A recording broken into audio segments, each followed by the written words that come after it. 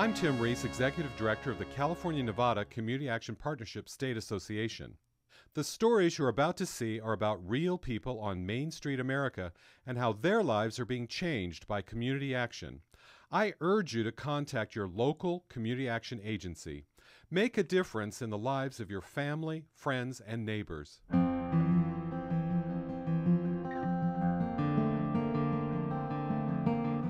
You will always find our energy weatherization program, our traditional community action early care and education division, but we're always trying to be taking some risks, jumping into some programs that are innovative.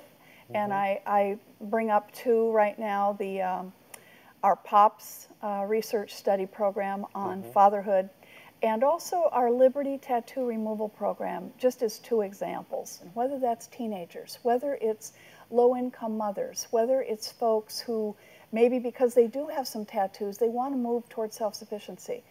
Nothing we do has been done by some of us just sitting around a table and saying, we need to go for that $100,000. Right. It's to meet real needs that exist in our community and reflect back to the community and advocate for those programs. So we must be linked with the private business community, volunteers. What could we do without volunteers in every program? The faith community, our students and faculty at our community college and Cal Poly, our state university. All of the sectors of the community are responsible to help alleviate poverty. Not just, it's our mission, right. Community Action Partnership, but we cannot do that by ourselves.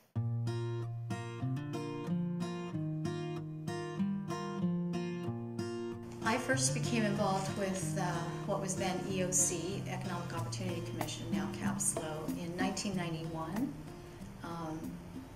I was looking to be involved in the community when I came to San Luis Obispo County, and I was referred to the EOC by a fellow banker who said that I think this is an organization that you would like to be involved in.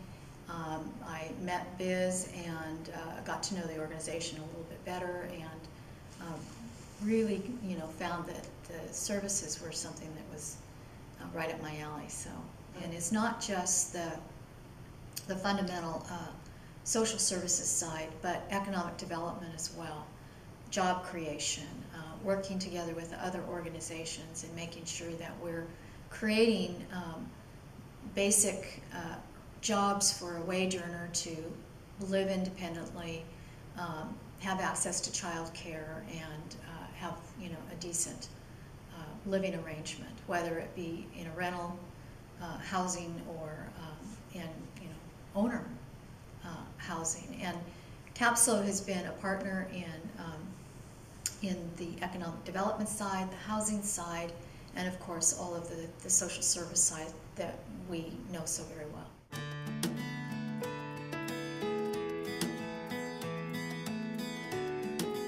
We offer a variety of services related to energy conservation, weatherization, and home repairs.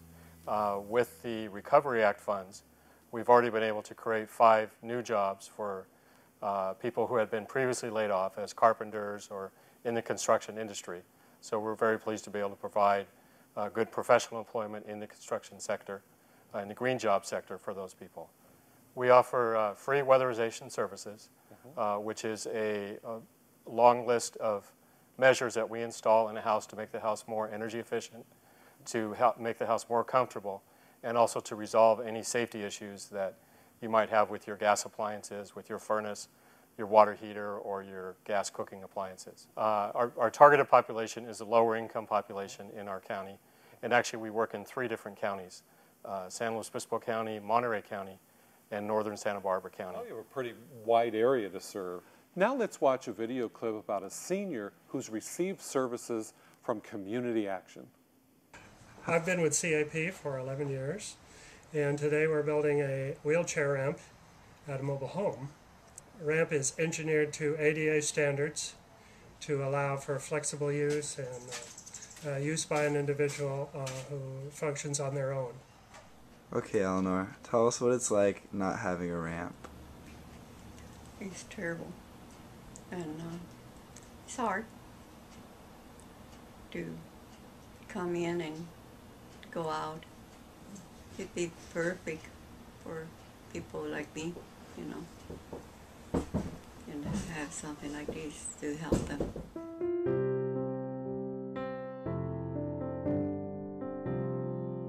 I've been very fortunate over the years to have so many success stories and to be part of changing so many lives. Each child, as they enter, they're given they have a physical and a lead testing. We have each child, we set them up with a medical home if they don't have a medical home already. Our dental program, we just, for instance, we just had a dental van last week go out to all of our centers, and every child got a dental examination, and last year 100% of our children got the follow-up treatment that they needed. We have a disabilities program, and actually 10% of our children minimum have disabilities. Really? And then we have, of course, there's many special needs.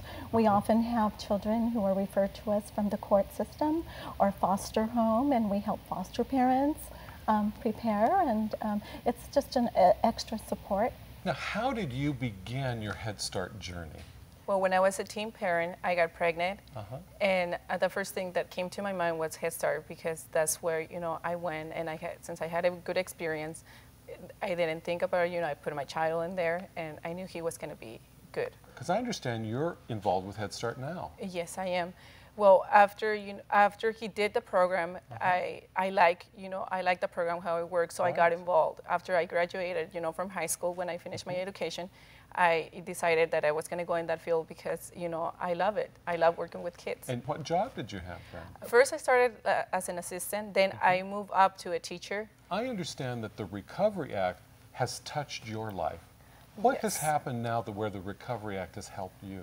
Well, they give us the opportunity to finish, you know, my education and getting my bachelor's, So you're a teacher in Head Start, you've met those qualifications, and you're moving on to your bachelor's degree? Yes. What school are you enrolled in? In La Verne University.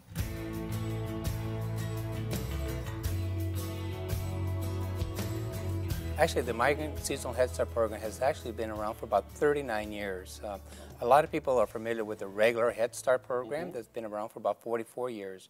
And really the history of the Migrant Seasonal Head Start started because when the migrant families would come into the areas, there basically would not be any room in the facilities because of their migration would come in maybe in the spring. By that time, the centers were fully enrolled. So children of migrant seasonal farm worker families were not getting that preschool education preparedness that they really needed. That's correct. To qualify for our program, both parents have to be working.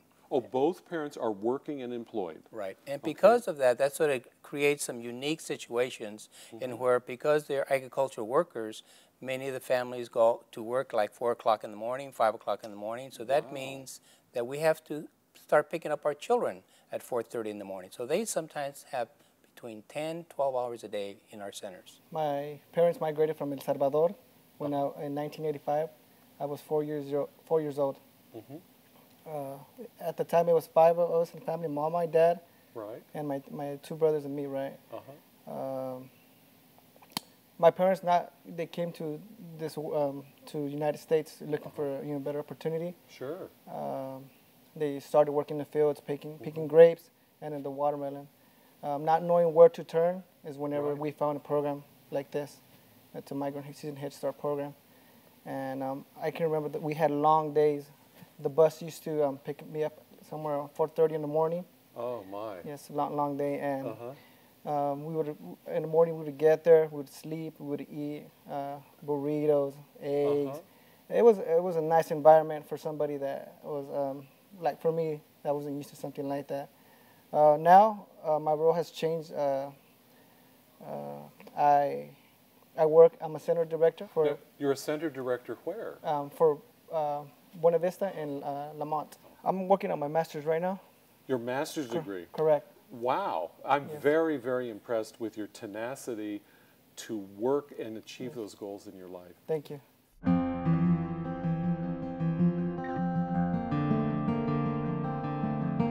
What is POPS? POPS stands for Positive Opportunities for Parenting Success, and it is a research study that we are doing with UC Berkeley, Yale, and Smith. It's conducted over 9 years. We're one of 5 counties participating in California. My 2 guests are our licensed therapists that conduct our counseling sessions with the mothers and fathers that we work with. Bill Schmidt is a licensed marriage family therapist, and Welcome, Laura Bill. Ortiz. Hi, Laura. Welcome. Thank you. Well, the results have been a really exciting part of the project, and what we've found so far is that dads and moms who have participated in our program have shown signs of decreased stress, decreased anxiety. Dads have been more involved in their children's lives, both physically and emotionally, just more connected and more engaged. And one of the most exciting things we've found is that the couple satisfaction has really maintained, and typically with parents of young children, couple satisfaction tends to decrease over time, and what we've been able to do is really maintain that level of satisfaction and really help couples. The family experiences a bonding relationship with the 2 therapists, but they're also assigned a case manager who serves as a family advocate for them and connects them with resources that they may need beyond the services we provide them. And we establish relationships that last 18 months or longer with the families that we're serving. The boys in the family, they're watching their dad, and they're watching their dad, how he's treating mom. And he's setting an example how men are supposed to treat women. And it can be a good example or a bad example. And so we make that conscious for the dad that your son is watching you, treating how you treat his mom. So we want to set a good example. Our family came through the program about 3 years ago in 2006. At the time, they were really stressed. So there was a real connection with them and how they were parenting. And what we do, we work on the couple's relationship, helping them to reduce their stress and kind of normalize what they're going through. And that filters down to their children. So less stress for the parents means less stress for the children. Well, let's watch that video clip right now. What drew me to the program is we just had some life changes going on. We just moved back in from out of state after an injury that he had that ended up being career-ending for him. And so we were having a transition and trying to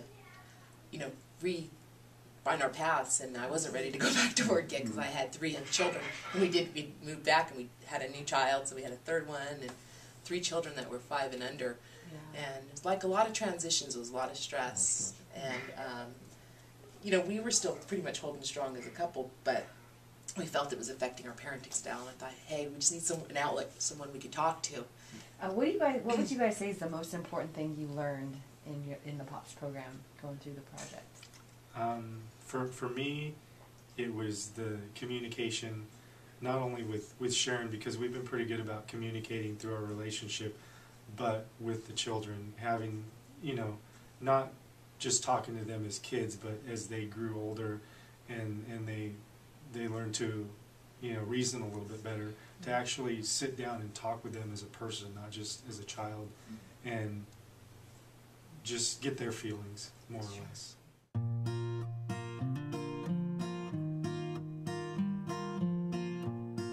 In my 12 years experience, I've seen a trend and change and a shift. Unfortunately, we're seeing more children and more families. We're seeing probably double what we were when I first started. We're always trying to dispel the myth because it is families, it's elderly, it's people with disabilities mentally and physically. We had a family recently who was displaced because of a house fire. They were uninsured and they didn't have any resources, no safety net, and they ended up in our services. And we provided wraparound services. We have the night shelter, we serve dinner and breakfast. We work along with Interfaith Coalition for the Homeless. They've been involved with us for 20 plus years. And they help us with our overflow program where we house our families every night. And we also have our day center services. How many people are you touching daily through your homeless programs? Saw upwards of 147 last couple weeks. Oh, 147 a day. Yes. And plus the families and individuals who are maybe not living in the shelter or going to the day center anymore because they got our services, but are still in our case management approach countywide. And what would a case manager do to help a homeless individual or family? Tie them into any resources that they may not have even known they were available for. Get their children child care, get them emergency food stamps, get them onto the housing lists, get them therapy or drug or alcohol treatment, or help them back into school, or help them back into the workforce. We really want to provide self-sufficiency. How can they access your services? They just show up on our doorstep. Just show up. Just show and up. You're there to help them. I think our networking throughout our county with our 211, a lot of counties in the country have 211 and hotline. Right. We hear of calls, because Sean used to get them, she told me today. Right. Between 1 and 3 in the morning, a family destitute calls hotline, and then they called Sean, right? So we are there, but we're only there because of the knowledge and the education that we've been able to provide working in concert with our partners. So the Recovery Act is funding the day center position at the Prado Day Center, which she started, I think, September 1st. So the recovery dollars is helping our homeless population right out of the gate. One of the first positions funded was Sean's position. Many cities and counties across the country are. Everyone's heard of the 10-year plan to end chronic homelessness. Right. We have our own plan, but it's called A Path to Home. And sometimes people can move down the path a little sooner than others. Our vets from Vietnam as well as Iraq right now, we work very closely with the Veterans Office, and there are recovery funds that are helping the veterans. I think that we're very conscientious at not duplicating service with our partners. So this is leading, now that we have this plan, it's been blessed by all 7 cities and our county. It's a miracle.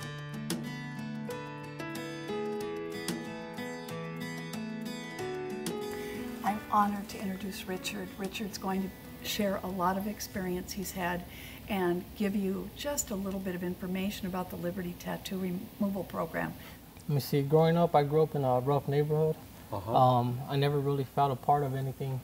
So I also didn't have a father figure. So the gang members that were in my neighborhood were the people that I looked up to. And when I looked up to them, I seen that they had the tattoo work and just the lifestyle that they were living, like on the edge. But I do regret them. Richard, what has Liberty Tattoo Removal Program meant to you? Well, actually, it's giving me confidence back. It's helping me feel good about myself. I know that I'm doing something positive in my life. I'm trying to change my ways. My kids also see me as a role model in their life, and you know, they see me removing my tattoo, so they know that it's something that they shouldn't do when they grow older, you know. And it just, you know, it helps me feel good to know that I'm trying to make changes, because it's taken me a lot of years to finally come up with the conclusion that, hey, I need to change my life, you know. It gives me the opportunity to give back to the community, because I have to do community service in order to get a session done, and that's something I enjoy. So giving back is a requirement of participating. Exactly. What does giving back mean for you in the program? It means a lot to me, because the place that I do some of my hours is, one of them is the Good Samaritan shelter. And I've been homeless before, so I've walked that path and I know how it is, so it feels good to give back to those type of individuals that are in the struggle as I once was. Also, the Boys and Girls Club is another one. I like working with the youth, because they know that I'm there doing hours to change my life, because I'm trying to remove these tattoos. So if they could see me trying to remove them, then they know that, hey, you know, that's probably not the right thing to do, you know. If they might have thought about, like, tattoos are cool, or maybe this is something I should do. The hospital, they have these dermatologists that you have to wear goggles every time you're getting, and so our 2 dermatologists donate their time, because they're committed to Richard and his friends, you know, other friends in this program.